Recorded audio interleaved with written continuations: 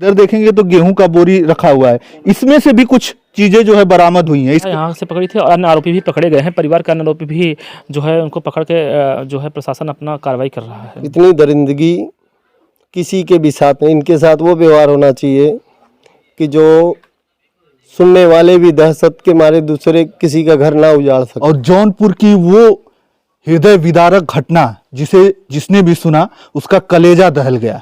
इस समय मेरी मौजूदगी है उसी गांव में, कबीरुद्दीनपुर गांव जो जौनपुर का है, और वहीं पर मैं हूं। और ये दरवाजे को आप ध्यान से देखिएगा। जिस समय वारदात हुई थी उसके बाद से जिले के कप्तान साहब आते हैं दौड़ते हुए और ये दरवाजा खटखटाते हैं। इसके बाद जो है इसको तोड़ने की प्लानिंग तो हो ही रही थी, लेकिन तब तक अंदर महिलाएं थी और उन्होंने दरवाजा खोला। इसके बाद से अंदर जो है सर्च किया गया तो कई सारे जो तलवारें और तमाम जो हथियार निकले हैं वो सारी चीजें बरामद हुई हैं, इसी घर से हुई हैं। आप इधर देखेंगे तो गेहूं का बोरी रखा हुआ है, इसमें से भी कुछ चीजें जो है बरामद हुई हैं। इसके अंदर भी कुछ चीजें रखी हुई थी और इसके अंदर से भी कुछ बरामद हुई है। और ये निकाल कर देखिए, ये सब फैलाया गया है बोरी। और ये आरोपी रमेश यादव का ये घर है। और यहाँ पर एक व्यक्ति, हम इनसे जानने का प्रयास करेंगे। क्या नाम है आपका? वीरेंद्र प्रजापति। ये आरोपी का घर है जी, रमेश यादव जी। ये भी लालता यादव जी, आगे भी है। अच्छा, आगे भी है। जी जी। और ये घर भी अवैध है बताते हैं? सुनने में आ रहा है, चूंकि हम यहाँ के हैं नहीं। मेरा मछलीशहर विधानसभा में घर है, तो मैं आया था और जो है बहुत दर्दनाक और बहुत हृदय विदारक घटना था, तो मुझे आना पड़ा। जी, क्योंकि ये जो घटना हुई है ये जौनपुर में, आज से पहले लोग फिल्मों में देखा करते थे कि इस तरीके की चीज़ें दिखाई जाती है, लेकिन वाकई में इस गांव में कबीरुद्दीनपुर गांव जो था उसमें उस दिन ऐसी वारदात हुई तो लोग पूरे सख्ते में पड़ गए। और ये पूरा गांव जो है दहशत में है। वो दहशत में है इसलिए कि अभी जो है कार्रवाइयां जो हुई है, हालांकि रमेश यादव की गिरफ्तारी हो गई है, लेकिन सबसे बड़ी बात है कि जो चोरी और डकैती का जो मामला आता रहा है उसमें तुरंत ऑन द स्पॉट जो है मिलने जो है इनकाउंटर हो जा रहा है।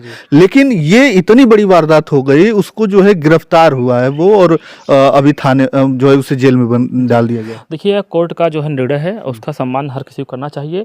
और मुझे जहाँ तक समझ में आ रहा है 1-2 दिन में अभी कोर्ट बंद चल रहा है, 1-2 दिन में आपको निर्णय सारा का सारा मामला आपके सामने आ जाएगा।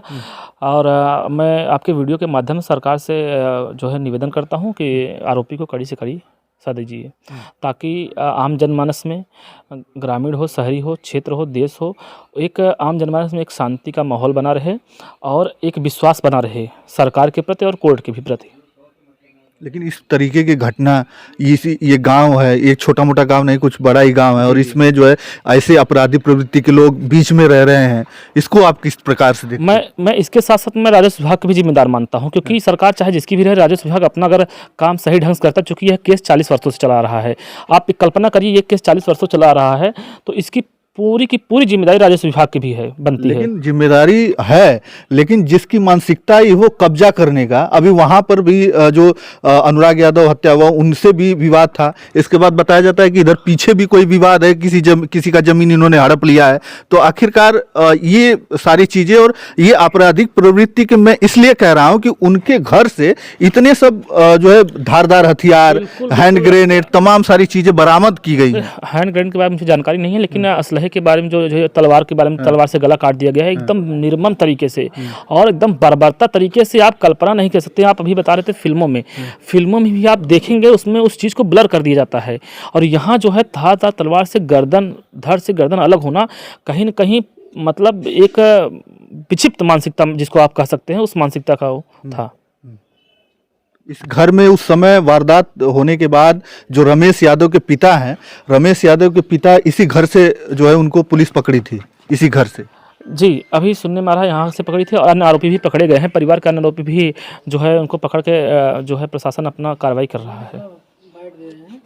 और इधर से जो है, इधर से बताया जाता है कि इधर गांव से उनको नहीं लेके जाया गया, इधर पीछे से होते हुए वो उनको लेके जाया गया। शांति व्यवस्था बनी रहे, कोर्ट अपना और प्रशासन अपना काम कर रहा है, और मैं अन्य लोगों से भी मांग करता हूँ शांति व्यवस्था बनाए रखे, प्रशासन अपना काम करेगा। लेकिन जिस तरीके से इनकी गिरफ्तारी हुई और सुनने में भी आ रहा है कि उनको सम्मान दिया गया, यह कतई सही नहीं है। और मैं सरकार से मांग करता हूँ कड़ी से कड़ी कार्रवाई करे, ताकि आने वाले समय में इस तरीके से घटना दोबारा न हो और क्षेत्र जो है वो शांति का माहौल बना रहे और एक विश्वास बना रहे कोर्ट का भी और सरकार से भी किया जा रहा है। लेकिन अभी मैं देखा कि सपा के पूर्व जिला अध्यक्ष जो है आए हुए थे, उनके साथ राहुल त्रिपाठी भी जी थे और प्रवक्ता हैं सपा के, अन्य भी और लोग भी आए थे और सुनने में और लोग भी आ रहे हैं। लेकिन कहीं न कहीं जिस तरीके से लोगों को आना चाहिए था उस तरीके से लोग नहीं दिख रहे हैं। मैं आपकी बातों से सहमत हूँ और लोगों को आना उस चाहिए। पीड़ित परिवार को सपोर्ट नहीं मिल रहा है। नहीं, पूरी तरीके से सपोर्ट मिलेगा, ग्रामीण क्षेत्र का भी और अन्य लोग भी, पूरा गांव उनके साथ है, आसपास के लोग भी। इनसे इनका जो परिवार है जो रमेश यादव का, इनसे पूरा गांव पीड़ित है और पूरे गांव के लोग जो हैं इनके विरोध में खड़े हुए हैं इस समय। तो पूरे गांव में बहुत लोग हैं और पूरे गांव के लोग, ये मात्र यहाँ पे 3-4 लोग रहते थे और उन लोगों से इतना दहशत में थे कि एक बच्चे का गर्दन जो है धड़ से अलग कर दिया गया और कोई वहां पर गया नहीं। दो तरीके के लोग होते हैं, एक होते हैं सामाजिक, जिन्हें समाज की चिंता रहती है, समाज को लेकर चलते हैं, देश का सम्मान करते हैं। एक होते हैं जो मानसिक विक्षिप्त होते हैं, उनको किसी से कुछ मतलब नहीं रहता। जो मानसिक विक्षिप्त होते हैं उनसे हर आदमी डरता है और सुनने में आ रहा है कि अन्य लोग भी, अन्य जगहों भी कब्जा उनका चल रहा है और बिल्कुल बहुत ही गलत है और मैं पुरजोर इसका विरोध करता हूँ। विरोध कर रहे हैं। हालांकि लोग, जिसको भी पता चल रहा है वो संवेदना प्रकट करने के लिए उस परिवार में तो आ रहा है, लेकिन परिवार अभी भी दहशत में है और अब जो है स्थिति ये है कि वो तो बोलने के लिए भी तैयार नहीं है। उनको लग रहा है कि हम जो है उनसे बातें करेंगे और तमाम मीडियाबाजी होगी, लेकिन उससे कुछ होगा नहीं। उनको तो ये भरोसा हो गया है कि अब होने वाला कुछ नहीं है, क्योंकि आरोपियों की गिरफ्तारी तो हो गई है। लेकिन जिस प्रकार से ताबड़तोड़ कार्रवाइयां होनी चाहिए, जो बाबा का बुलडोजर गरजता है, चलता है, वो सारी चीजें दिख नहीं रही हैं। यहाँ पर देख रहे हैं गेहूं गिरा हुआ है। कहाँ से आए हैं आप लोग?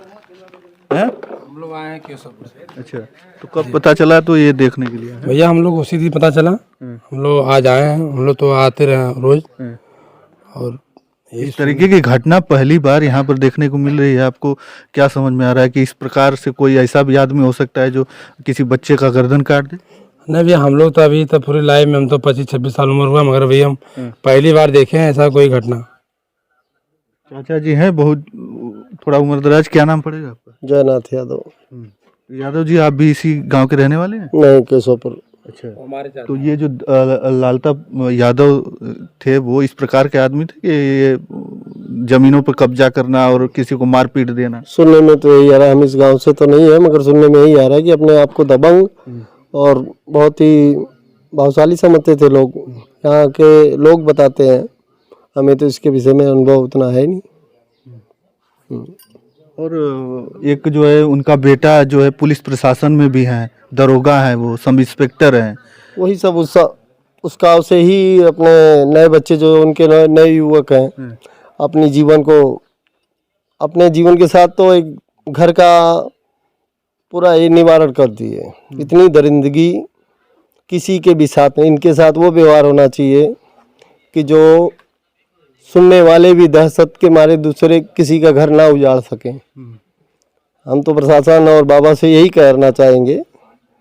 तो बाबा का बुलडोजर लेट हुआ है कि नहीं अभी तक पता नहीं चला? अब तक तो बाबा का दिखना चाहिए कि ऐसे अत्याचारियों के साथ तोड़ कार्रवाई होनी चाहिए, लेकिन अभी कुछ हो नहीं रहा है। समझ में सलूट होना चाहिए ऐसे दरिंदों के साथ। वो बाबा को सुनने में आया होगा, मगर बाबा पता नहीं क्यों। आपको लगता है कि जो दरोगा थे, इनके बेटे जो दरोगा हैं, बस वही तो हम इंस्पेक्टर है, तो कम से कम उनको समझाना चाहिए कि अभी वो प्रशासन में है, तो उनको समझाना चाहिए इनको। और इतनी बड़ी वारदात हो जा रही है और कहीं ना कहीं उनके सह में ये सारी चीजें चल रही थी। उस गाँव तो यही होता है कि हमारे तो दरोगा है, हमारे प्रशासन हमारे घर का है।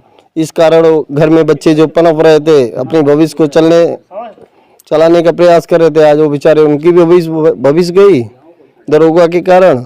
अब प्लस एक का तो घर ही उजड़ गया।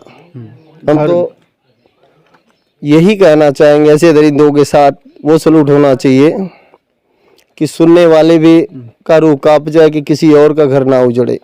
ना उजड़े। मैं यहाँ पर लालता यादव के घर पे था, वही पीछे वाला घर जहाँ पर ये पुराना है, इसके आगे और जो जमीन का विवाद में जो अनुराग यादव की हत्या कर दी गई वो आगे है, और ये जो पीछे वाला घर है जिसमें ये लोग रहते थे, और यहीं से सारी चीज़ें बरामद हुई थी। मैं यहाँ पर था कबीरुद्दीनपुर गांव में, उसी गांव में जहाँ पर ये इतनी बड़ी हृदय विदारक घटना जो घटी है, पूरा जो उत्तर प्रदेश नहीं पूरा देश सकते में है कि यहाँ पर इस प्रकार की घटना घटी है।